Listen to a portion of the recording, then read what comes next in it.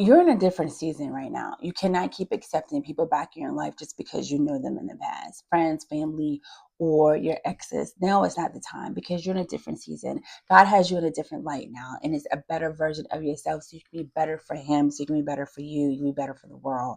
You're going to have to start gatekeeping your heart, gatekeeping your mind, gatekeeping your soul, gatekeeping your energy for things that are not aligned with what God asked you to do. And you may have some challenging times, but God's going to always see you through it because He's protecting you in this season.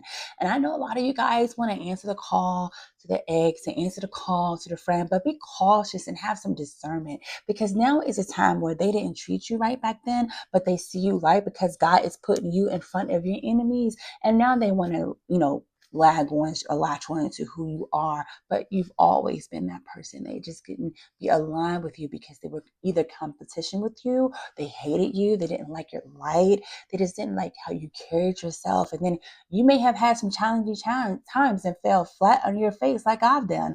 And now God has had me back in my seat, which has been a very challenging time for me, but I am not letting go. It's like every time I would turn left and do the right thing, something would come and try to knock me down every single time. I was like, I ain't never been through these seasons, but I know this is just blessings for along the way. And now I'm here. Whatever I have to get rid of to move out the way, and where God has me moving in this season, I will move out the way of it. And you should do the same. And what I will not do is accept anything less of that.